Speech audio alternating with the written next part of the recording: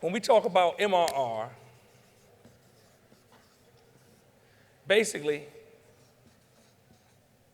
it's all about serving your customer. Because guess what? If you're not serving them, what's going to happen? They're going to find somebody who's going to quit. They're going to cancel. So a lot of you, right, and I think somebody hit on it earlier between today and yesterday, I feel like I've been here 2 weeks with y'all. It's been like 14 hours, I don't know, right? But somebody that was on the stage here yesterday, maybe on a mastermind day, talked about the fact, and they hit on one of the things I always say, in our community, I think we have a higher propensity to serve, right? So many people have helped us. So many people have benefited us and our families directly, right? So many people in our communities have helped when we needed help. We want to help other people, and especially inside the TSP. So when you actually implement something like this in your business, the beauty of it is it gets you even more focused on making sure you're serving the people that you have because you want to retain that revenue. Does that make sense? And it goes right in what I was saying the other day. We talked about the fact, hey, I said again, right, most people say they want to double the size of their business. They thinking, hey, I got to double the amount of my customers. Nah, you could double how much the customers spend with you. So one of the biggest mistakes we made with Black and Married with Kids, I was telling y'all about it. I was telling y'all about a bunch of stuff, Black and Married Kids, but one of the biggest mistakes we made is that we had a ton of products, over 50,000 customers, but for the majority of them, they only bought one time from us. So that meant every time they bought from us, we say thank you, we'd send them whatever, and we had to go do what?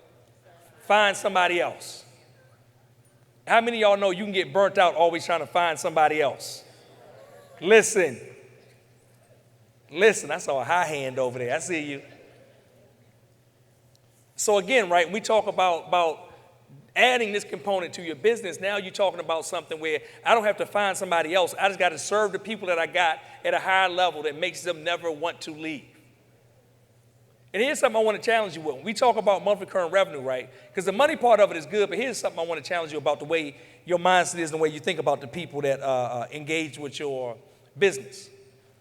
I want you to think about the people that are in your subscription no longer as customers, but now as members.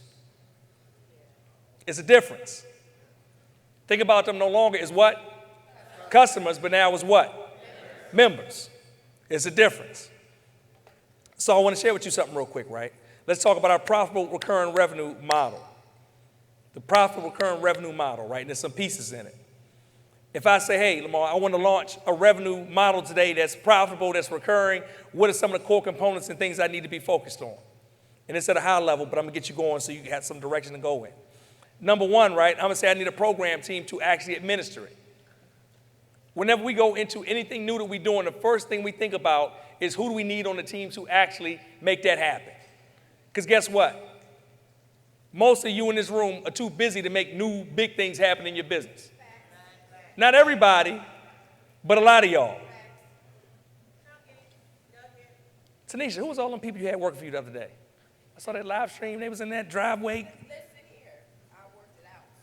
Listen, I was like, Tanisha got an army over there. Better get a Navy. Program team, right? So we doing something, we say, hey, do we need a program manager? Do we need a lead, right? You know, I like it. As your business grows, you get more team, right? And it could be freelancers tonight, non-W2, whatever it is. I like having a system where you have people that are responsible for that profit center, especially if it's one that you want to grow and focus on. Because some of the reasons that, you know, your different profit centers in your business, different like main pieces that make money, right, don't grow the way they should is because you just don't have time to be focused on it and to put your attention on it. So I like having somebody that's responsible for making sure those things that should happen and it actually happen. And then besides making sure they actually happen, right, going through the process and having somebody that you can say, hey, you're responsible for getting people in. Hey, you're responsible for keeping people in. Hey, you're responsible for making sure people engaged or whatever those things may be. Based on what you're selling, it could be a developer or a tech lead. It could be a marketing team. So I want you to begin to think about, right? You can go and write this down in your book. Because some of you probably have, how many of you already got an idea about some type of recurring revenue piece you want to put in your business? All right, about 60% of you. So go ahead and try to put in your book. You already know what. Put in your book, in order for you to launch something effectively, I'm going to say effectively, because everybody can just do something on their own, but it ain't going to be effective. In order to launch something effectively, who would you need in order to make it happen?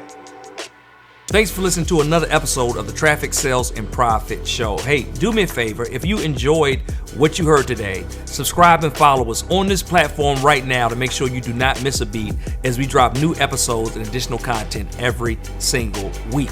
Also, if you'd like to get access to a free paperback copy of my book, access to the TSP Traffic, Sales, and Profit free Facebook group, our challenges, resources, our events, and more, make sure you visit us at www.trafficsalesandprofit.com/podcast.